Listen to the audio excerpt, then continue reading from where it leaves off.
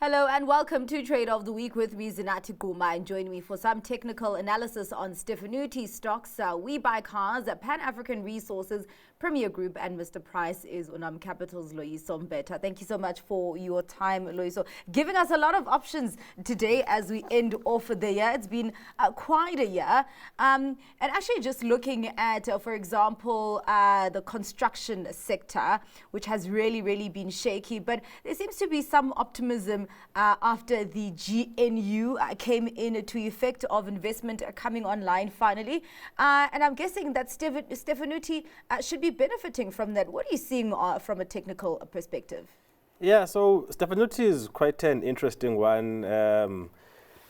Actually, today is the first time we take a look at Stefanutti Stocks. Yeah. Not a lot of people actually look at it because it's tiny. Yeah, it is. Yeah. And also, I think when you look at the chart itself, I mean, from when it listed back in 2007, it's really been a sad story. You know, very strong sell-off with the global financial crisis. Picked up a bit of steam, you can say, with the World Cup coming in. A lot of contracts, but we know how short-lived that was. And you can see all the way down to November in 2019, went from 27 Rand to 5 cents. Sure. But since that November 2019 bottom, had a strong run where it is now at around 4 Rand 10 cents. So the question is, what is this bounce part of a new recovery, or is it part of a bigger bear market? So I always say to investors, when you look at a big picture like this and you have such a strong bear market, the first thing you need to ask yourself is, what are the fundamentals of the business looking like? Yes. What is happening within this company? This is not just a minor correction or a circular bear market. This is the kind of bear market that can lead to companies being bankrupt and even delisting. So let's take a close-up view from that November 2019 low and where it is today. So from a technical perspective, it does look like it's unfolding as a 5-wave advance, currently in the third wave. So that would mean we anticipate a correction for wave 4 and a further advance for wave 5. So short term, it looks bullish. But I actually want to emphasize that this big rally that we saw for this wave 3 came after a interim earnings results, and they emphasized again that they are still busy with their restructuring plan. That includes selling off their non-core businesses as well as an extension on the debt that they have to pay back the loan. And it seems like they've pretty much put a cutoff date for everything, which is June next year, which is actually only 6 months away.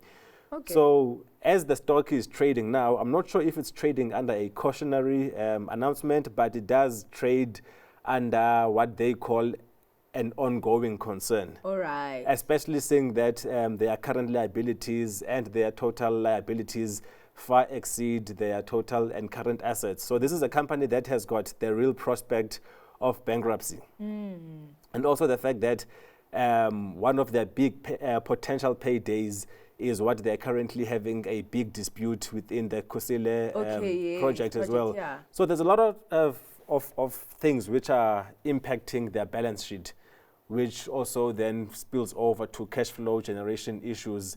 So yeah, one has to be very careful when they trade Stefanutti. Of course, great performance this year, but under a very uncertain fundamental backdrop. So it's quite interesting because literally on the stock, it feels like you can't look at the technical picture without actually going to the fundamentals, right? 100%. So absolutely linked. So you literally need to make sure that the business is moving on that restructuring plan, but also really that the environment is also supportive of that growth if you really want to go in there. But also, is it not harder to kind of analyze the technical focus on the stock, considering the fact that it's not very liquid?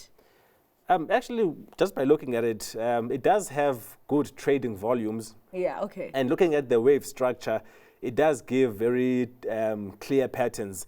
And this is where I say sometimes you can get good technical trading opportunities without having support of the fundamentals. Because also remember, especially for what you would call small cap stocks like this, they do provide good speculative trading opportunities. I mean, if you bought at 5 cents, you're now at 4 Rand 10 cents. Okay. So there's always that aspect when it comes to market where you can see strong rallies like this, but not really driven by fundamentals, but driven more by speculation. Okay, all right. Well, let's go into cars. We buy cars, and also this is for me as well, because I'm trying to figure out if I've missed the boat on on We Buy Cars, because it's just run and run and run since it listed earlier on this year at around April. Yeah. What's happening there? Yeah, no, a very good story. You know, I always say personally, I'm not a big fan of buying anywhere near the IPOs. Because sometimes IPOs can go very wrong, and sometimes they can go very right, as we have seen with We Buy Cars. So very, very clear Elliott wave structure that's unfolding. But what I want to emphasize before we look at the wave count is to look at how short and swift the pullbacks are. When you get a stock that has got very, very small pullbacks, it just shows how strong the buying momentum is. So even if there's some profit taking, it's never too much profit taking. When there's a correction, it's never a strong correction, because the stock itself is attracting so much buying interest.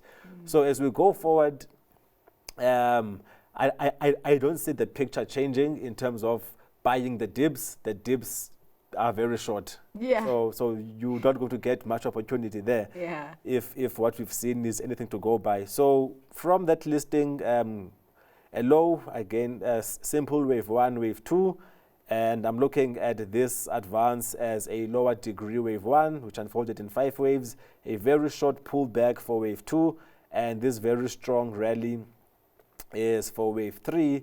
So what I'm anticipating now is a correction for wave 4 and a further advance for wave 5, but only to complete wave 3. And after that, we can then anticipate a pullback for wave 4 and a further advance for wave 5. So from a trend maturity perspective, still some upside potential in We Buy Cars. And also when you look at their pre-listing statement, their recent results, as well as their growth strategy, I mean, they seem to be ticking every box right now. So the market really loves this. There will be some dips, but very, very short dips. So if you're going to buy the dip, just be ready to at least go in at whatever pullback you get, because this doesn't look like a stock that's going to give those sharp corrections. So yeah, you know what? Very strong. This has pleasantly surprised me as well, because I think there was a time where people were wondering where the peak of their growth would be. But seeming that because they're also focusing on an expansion strategy, it seems like there's a lot of room for them to grow. So this is going to be quite an interesting one to watch, particularly looking at the fact that that vehicle sector is quite shaky at the moment, but seeming that they are outperforming there. Yeah. Loyiso, let's go into gold mining, Pan-African Resources. That's also been quite an interesting one. I think in a time when a lot of gold counters were experiencing operational challenges, they were coming out with high production numbers, low costs. What's happening there, particularly with what's happening with the gold price? Yeah. So let's start off with a recap. The last time we looked at Pan-African Resources was around March this year. And I had emphasized this a triple bottom pattern, where we had the share sort of bounce between 295 and 283.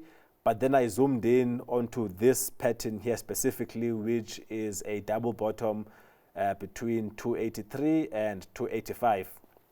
And my price target was based on the measurement from this lower support to the neckline, and then projecting it from the breakout. And back then I said the price target is around 7 Rand, which will then take the share to a new all-time high. So it has gone way beyond that.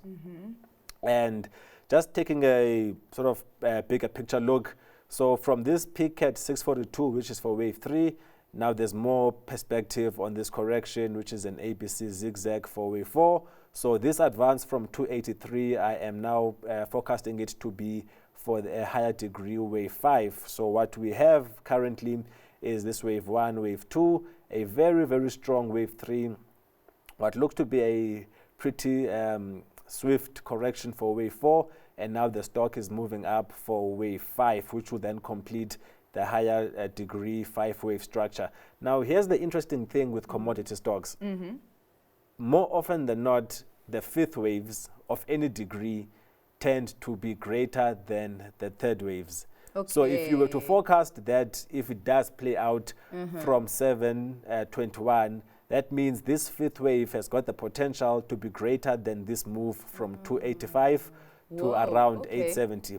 But it does not always work out that way, so caution. Okay. So what would be the line in the sand to say, okay, this 5th wave is actually now done and dusted? Yes. That is if we get a correction back below 721. All right. So you can buy the pullbacks, but I would put a stop loss, sort of draw the line in the sand below 721. But it can still push up to maybe even 15 Rand if we do get that forecast where the 5th wave is greater than wave 3 of this degree. So that's the interesting part of Pan-African resources.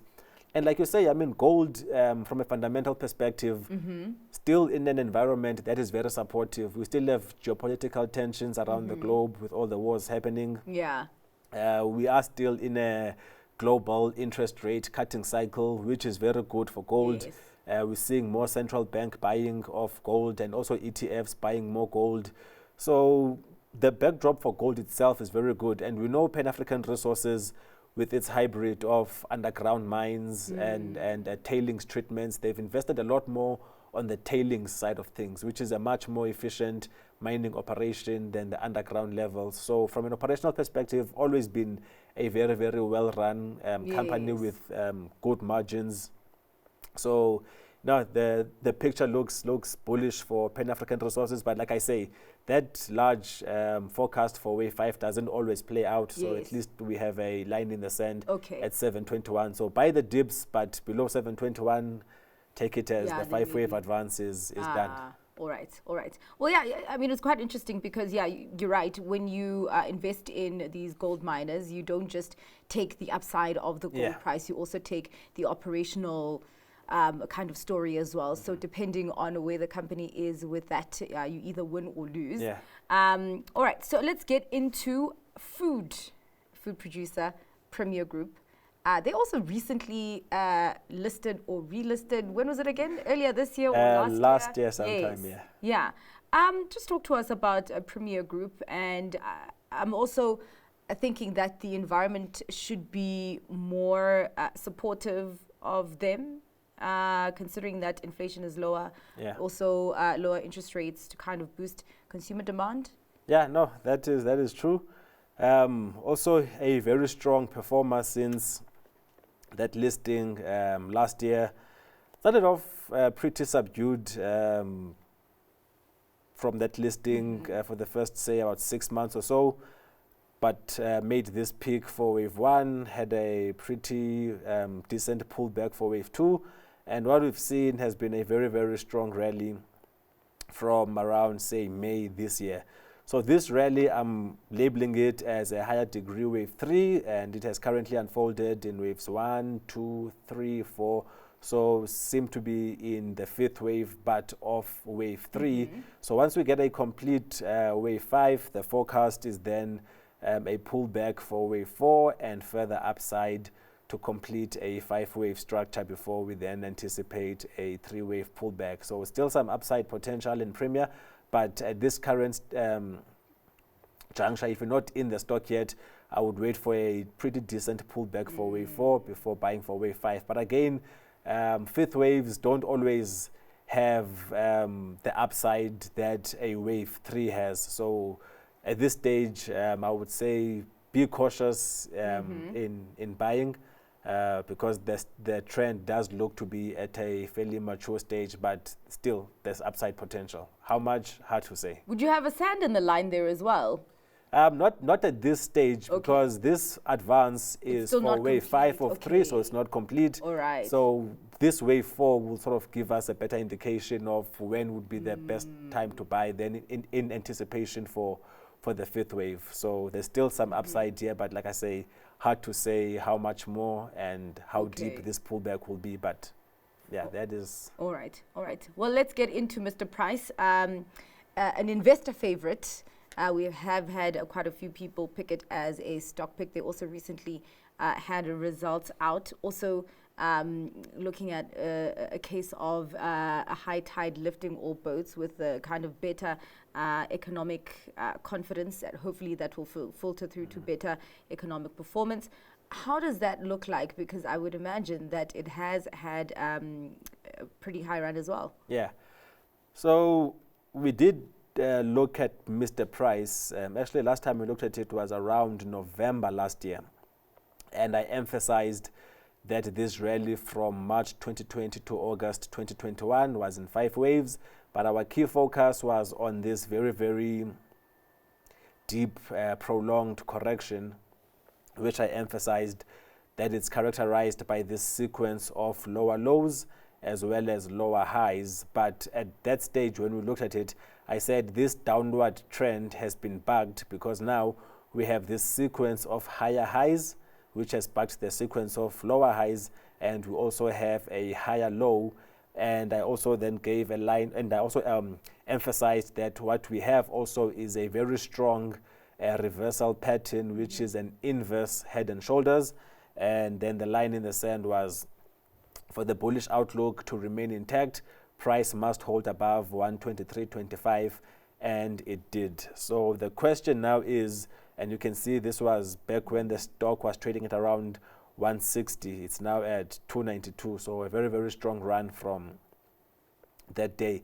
So the question is, yes, a very strong run, but is there still more room to the upside? So I took quite some time to sort of put this rally into an Elliott wave perspective, and the best count I could come up with was a wave 1, as you can see, overlapping waves, so giving us a leading diagonal, a short correction for wave 2. So we can see here also the corrections are very, very shallow, again, just highlighting the buying momentum into the stock.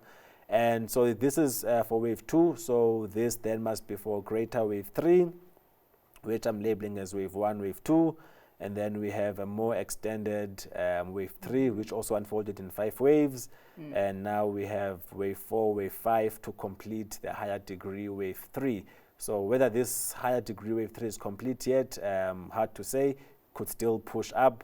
But we then expect a correction for wave 4 and further advance for wave 5. So still upside potential in Mr. Price. It's just a question of timing if you're not already in the stock. And as you said, I mean, the fundamental backdrop, very, very supportive for Mr. Price. And here's the irony. I think towards the end of last year or early this year, they completed equipping all their stores with backup power, because they'd actually lost a lot on on load shedding. And since they've completed that power installations, there hasn't been load shedding. So that is quite a fun one. But again, it plays into the improving macroeconomic picture, you know, and also, like you say, we are in a rate kiting cycle ourselves, which bodes well for the consumer. And but Loyiso, on that, I actually read a story in the bulletin yesterday that was saying that there's a firm called Cresco that's saying that load shedding could come back, because now the electricity availability factor, I think on average, was about 60. And apparently for load shedding to not come back, it has to be at least a 63. So I don't know. Maybe they actually did the right thing. No, they did the right thing. They did the right thing. I just think that the timing of their completion was interesting. was an interesting one. But no, definitely you can never rest on your laurels and say load shedding is a thing of the past. So, but again, that just shows that for the future, even if we do get load shedding again, you know, I think when you look at how much they lost, I think in the last financial year they lost something like 200 odd million in terms of lost revenue because of stores being down during load shedding. So at least that is now out of the picture. And again, we continue to see very, very strong market share gain by the apparel division, and also the acquisitions are also now starting to sort of add their value. Studio 88 and is it Power Brands, the other one? So yes, Power Fashion, yes. Yeah, Power Fashion. So looking very good for Mr. Price. There is still some upside potential from a wave perspective as well. So Mr. Price is, who has Yappy Chef? Is Mr. Price? Which one? Yappy Chef. Oh, not sure. Yeah, I think it is because yes. My producer just told me that it is. Also doing very, very well. You can never go wrong with Yappy Chef. But yeah, thank you so much, Loyiso, for your time and just your insights on the technical analysis on these stocks. We really, really appreciate it, and also for your contribution this year. That was Loyiso Mpeta from Unum Capital. And that's all we have time for on a trade of the week. But do stay tuned, as there's lots more coming up right here on Business Day TV.